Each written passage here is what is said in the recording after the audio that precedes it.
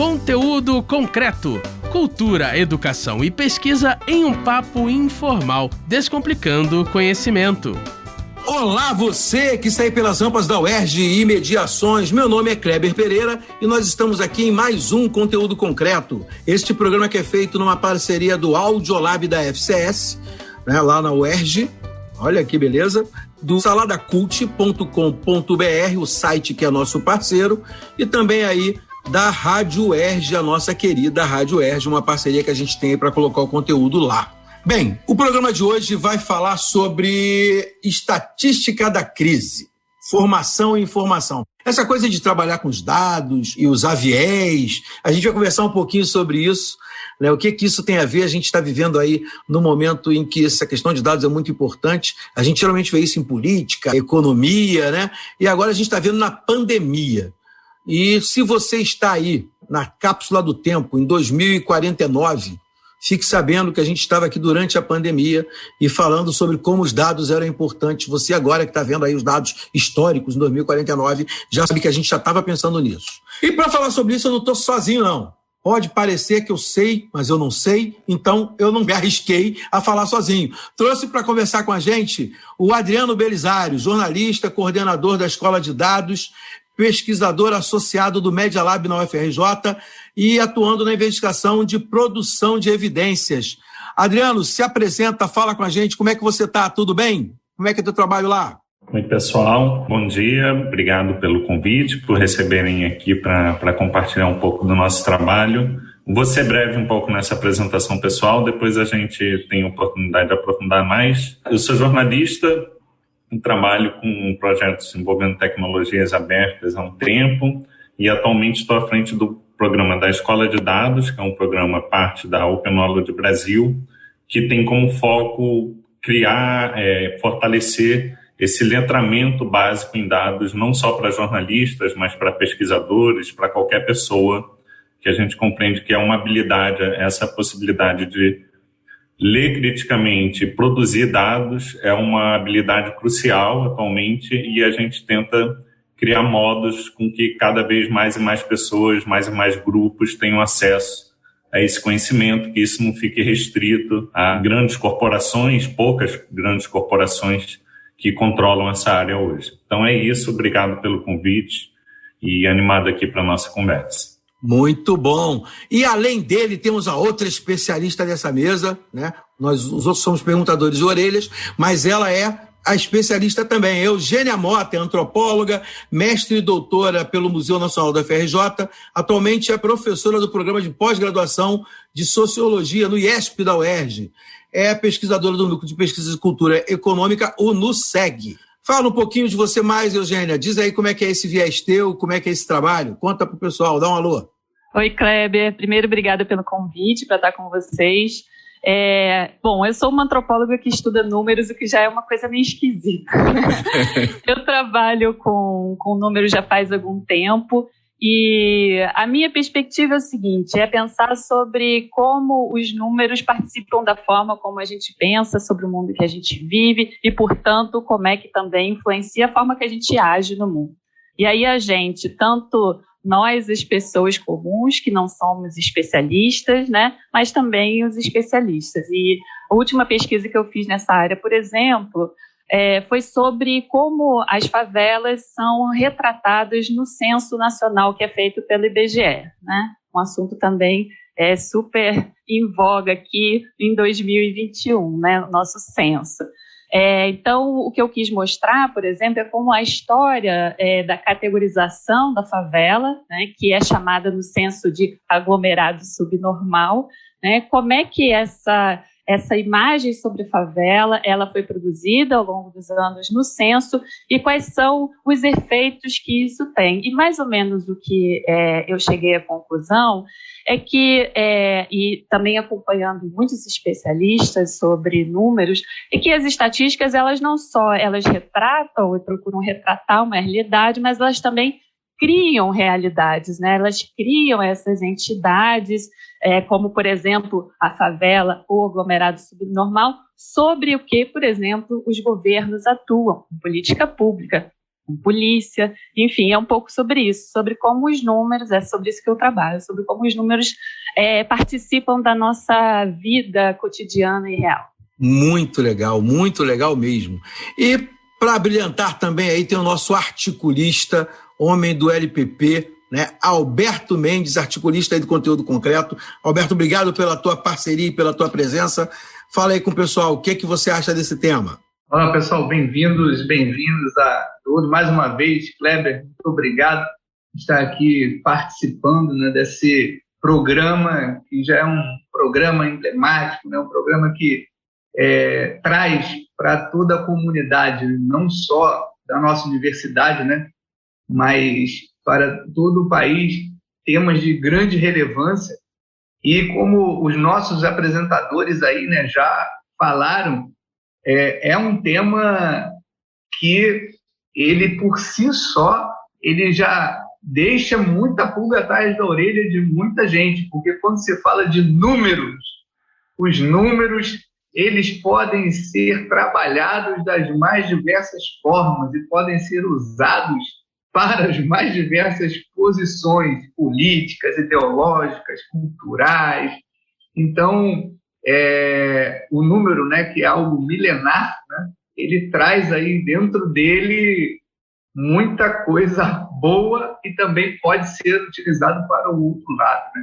Então, vamos lá, muito bom esse programa e vamos ouvir aí o colega tem a falar. E por último, mas não menos importante, temos aí a minha querida parceira e produtora do Conteúdo Concreto, Júlia Costa, né? No momento, a nossa menina novinha da mesa. Ela está aqui para tentar fazer com que a gente pegue essa realidade a partir dos jovens. Ela é universitária do curso da Faculdade de Comunicação Social aqui na Universidade do Estado do Rio de Janeiro. E fala um pouquinho para a gente o que você acha aí, Julinha.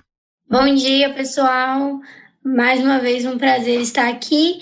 E assim, estou com a expectativa bem alta para esse programa, para entender um pouquinho mais sobre o assunto, para relativizar também, né, o contexto. Acho que isso é bem importante. É isso. Partamos então para o que é primordial, né?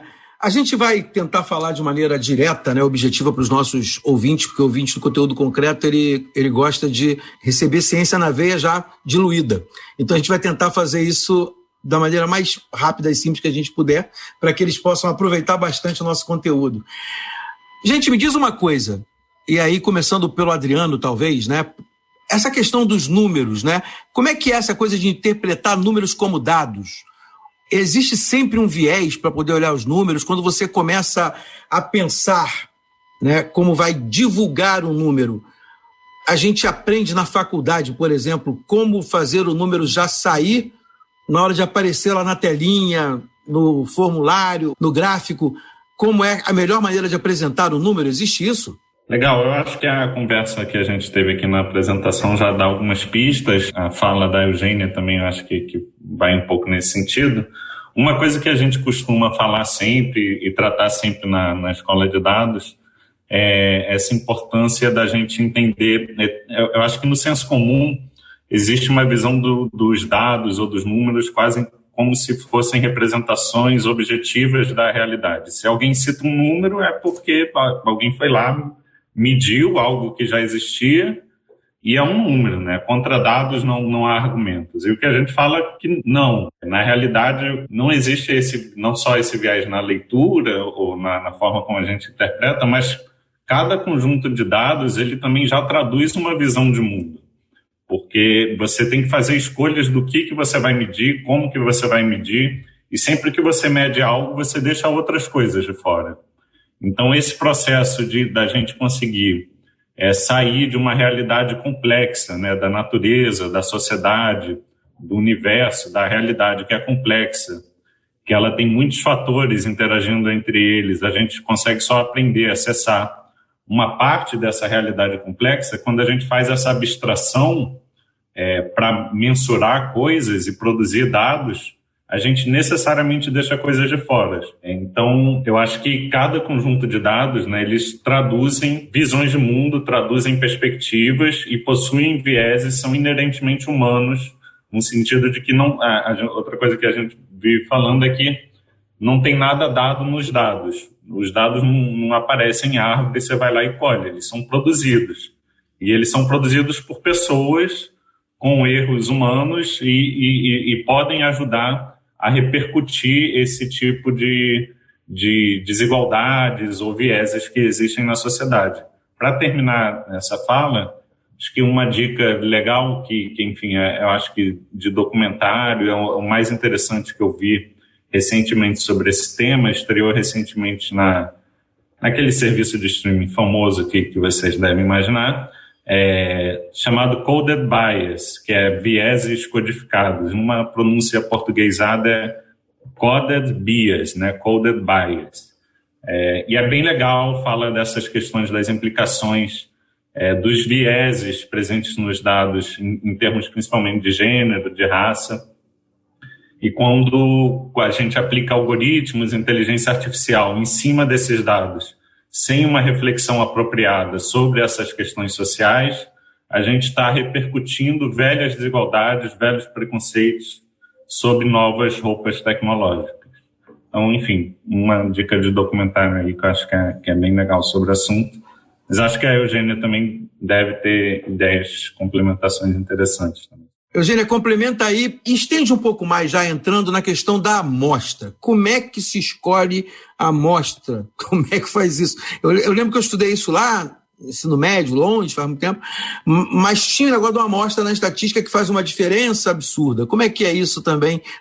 Continuando aí esse papo que a Adriano já trouxe. Vou juntar as duas coisas, então. A amostra, né, ela parte de uma ideia simples de que a gente pode pegar uma realidade, recortar um pedacinho dela, e aquele pedacinho, ele é representativo daquele universo, né, que inclusive é o termo técnico. Então, é a ideia de que existem características que, se repetindo na sociedade, por exemplo, né, a gente pode pegar e supor que um grupo pequeno vai representar esse grupo grande. E são muitas suposições, né, de que as pessoas pensam mais ou menos igual, dependendo de, por exemplo, a idade, se elas são homens e mulheres, se elas ganham mais ou menos, né? Essa é a principal suposição, né? E essa suposição, e aí voltando ao que o Adriano estava falando, ela faz parte de uma cadeia enorme de transformações que as informações passam até elas chegarem a ser dados, né? Até elas chegarem a sair no jornal, até elas chegarem a sair nos relatórios do IBGE, né? Então, essa cadeia de transformação vai desde a pessoa que registra o dado, ou antes até, das pessoas que vão formular os questionários, a pessoa que vai entrevistar a pessoa, e também os especialistas, os estatísticos que vão pegar cada informação dessa e transformar em dados.